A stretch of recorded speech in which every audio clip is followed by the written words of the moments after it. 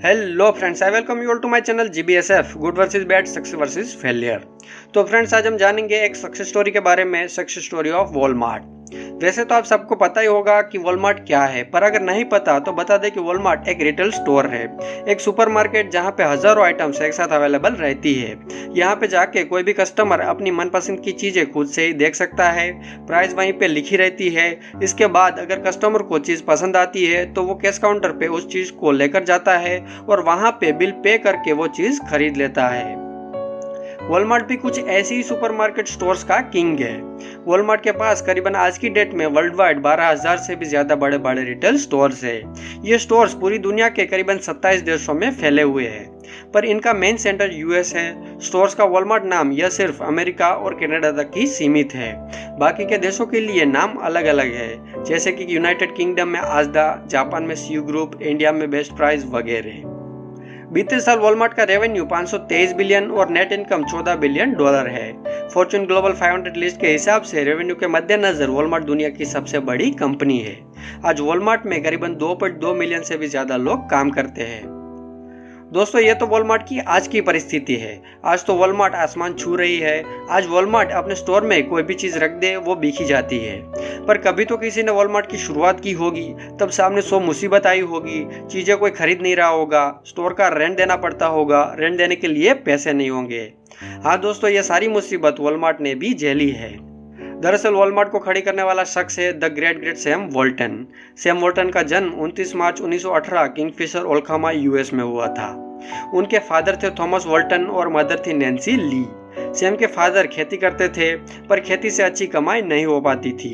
हमेशा पैसों की तंगी रहती थी, जिसके बाद सैम के फादर ने पैसों के लिए जमीन गिरवी रख दी, पर बाद में जमीन वो वापस छुड़ा नहीं पाए और वो जमीन उनके हाथ से चली गई, जिसके चलते सैम और उसका पूरा परिवार गांव छोड़कर दूसरे शहर मिजोरी चले गए।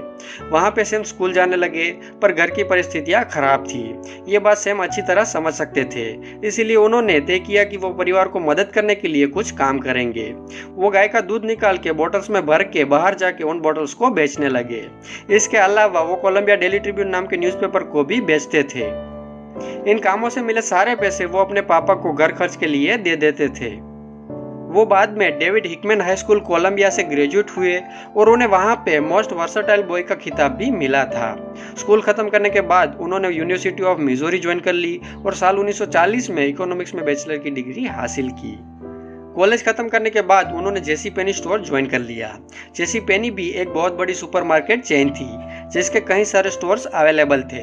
सैम वहां पे एज ए मैनेजमेंट ट्रेनी जुड़े थे। उस वक्त उनको महीने का $75 दिया जाता था। 18 महीना जॉब करने के बाद उन्होंने यह जॉब छोड़ दी। जॉब छोड़ने के बाद उन्होंने 1942 में मिलिट्री ज्वाइन कर ली। मिलिट्री में वो सुपरवाइजिंग सिक्योरिटी में काम करते थे। 1945 में सैम ने मिलिट्री की जॉब भी छोड़ दी। मिलिट्री छोड़ने के बाद सैम ने डिसाइड किया एक रिटेल वैरायटी शॉप शुरू करने का, पर पैसे उनके पास थे नहीं, इसलिए उन्होंने अपने फादर इन लॉ से $20,000 लोन पे लिए। $5,000 सैम के पास बचत थी। इन $25,000 में उन्होंने न्यूपोर्ट अंकासो में बेन फ्रैंकलिन वैरायटी स्टोर 5 साल के लिए खरीद लिया। ये स्टोर बटलर ब्रदर्स चेन की फ्रेंचाइजी थी। वॉल्टन ने अपनी सूझबूझ और मेहनत से स्टोर में कस्टमर की लाइन लगा दी थी।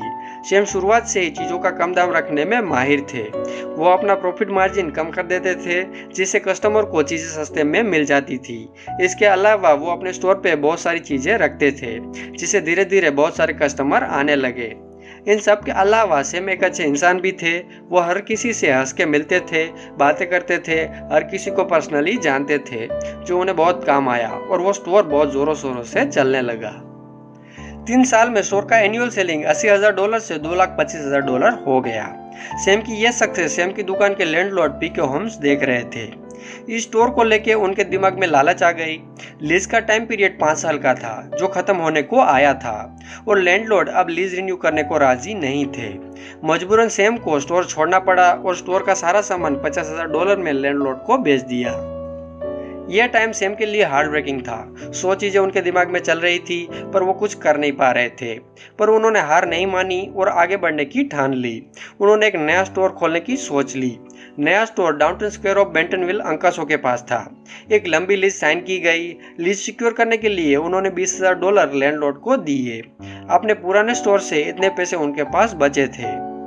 नए स्टोर को सैम ने जब तक खरीदा नहीं था तब तक वो स्टोर साल का करीबन 72,000 का सेल करता था, पर अगले 3 सालों में इस स्टोर ने साल दर साल 1,05,000, 1,40,000 और 1,75,000 डॉलर का सेल किया, जो कि सैम की सूझबूझ का कमाल था। इन 2 स्टोर की सक्सेस से सैम के अंदर आत्मविश्वास आ गया था, जिसके बाद उन्होंने नए नए स्टोर देखना शुरू कर दिया। इस बिजनेस में उन्होंने अपने फैमिली मेंबर्स को भी शामिल किया और इससे एक फैमिली बिजनेस बना दिया। नई नई जगहों पे जाके स्टोर्स देखे और कई सारे स्टोर्स की डील भी फाइनल कर दी। दोस्तों, स्टोर की डील तो फाइनल हो गई, पर उन स्टोर को अब कौन चलाएगा, ये एक सबसे बड़ा सवाल था। इसके लिए सैम दूसरे स्टोर के मैनेजर को अपने पास बुलाते थे और उनको एक अच्छी खासी पार्टनरशिप ऑफर करते थे, जिससे मैनेजर मान जाते और अपनी पूरी ताकत स्टोर के सेलिंग में झोंक देते, क्योंकि अब वो भी इस स्टोर में पार्टनर है। 1962 तक उनके पास अंकासो, मिजोरी और कैंसस में मिलकर कुल 16 स्टोर्स थे। अभी तक उन्होंने इतने सारे स्टोर्स ओपन किए थे, पर अब तक ये सारे स्टोर्स किसी और की फ्रेंचाइजी पे थे। अब सैम इसको अपनी एक पहचान देना चाहते थे, इसीलिए 2 जुलाई 1962 को रोजर्स अंकासो में उन्होंने पहला वॉलमार्ट स्टोर ओपन किया, जिसे the Walmart discount city store के नाम से जाना जाता था। धीरे धीरे उन्होंने कई सारे वॉलमार्ट स्टोर शुरू किए, अमेरिका की मैन्युफैक्चरिंग कंपनियों से सीधी बात की, उनसे बड़े मोटे वॉल्यूम के साथ माल सामान खरीदना शुरू किया, जिससे उन्हें चीजें सस्ते में मिली और वो कस्टमर को चीजें सस्ते दाम पे बेच पाए। 1967 में वॉलमार्ट के करीबन कुल मिलकर 24 स्टोर्स थे, जिससे 12.7 मिलियन डॉलर का सेल होता था। सन 1969 में कंपनी को ऑफिशियल कर दिया गया वॉलमार्ट स्टोर इनकॉर्पोरेटेड के नाम से। 1970 में वॉलमार्ट का पहला आईपीओ लॉन्च हुआ। स्टार्टिंग में एक शेयर की कीमत थी $16.50। सन 1972 में वॉलमार्ट के 51 स्टोर्स हो गए और करीबन $78 मिलियन का एक साल में सेलिंग हुआ, जिससे कंपनी न्यूयॉर्क स्टॉक एक्सचेंज में लिस्ट हुई। 1980 में कंपनी का सेल $1 बिलियन पे पहुंच गया। 1980 में कुल 276 स्टोर थे और 21,000 से ज्यादा लोग वॉलमार्ट के अंडर काम करते थे। आगे कई साल बीते, वॉलमार्ट सफलता की सीढ़ियां चढ़ता गया। दोस्तों, इस दुनिया में कोई कितनी भी सफलता क्यों ना हासिल कर ले, वो सारी सफलता उसे एक दिन यहीं पे छोड़ के जानी पड़ती है। सन 1992 में द ग्रेट सैम वॉल्टन ने कैंसर के चलते इस दुनिया को अलविदा कह दिया। मरने से पहले उनके वर्ड्स यही थे कि वॉलमार्ट लोगों की लाइफ बेटर बनाने के लिए काम करता रहेगा। 1992 में वॉलमार्ट में 3,71,000 एम्प्लॉय काम करते थे और करीबन वॉलमार्ट के 1928 स्टोर्स थे। 1994 में वॉलमार्ट ने कनाडा में और 1996 में चाइना में कदम रखा। 1997 में वॉलमार्ट का सालाना सेल $100 बिलियन पे पहुंच गया। 1998 में वॉलमार्ट आजदा के नाम से यूके में भी दाखिल हुआ। धीरे धीरे कई साल बीते, वॉलमार्ट के स्टोर्स बढ़ते गए, रेवेन्यू बढ़ता गया, एम्प्लॉयज भी बढ़ते गए। साल 2006 में वॉलमार्ट का रेवेन्यू $308 बिलियन था। साल 2010 में $404 बिलियन, साल 2014 में $473 बिलियन, साल 2016 में $478 बिलियन और साल 2019 में $514 बिलियन।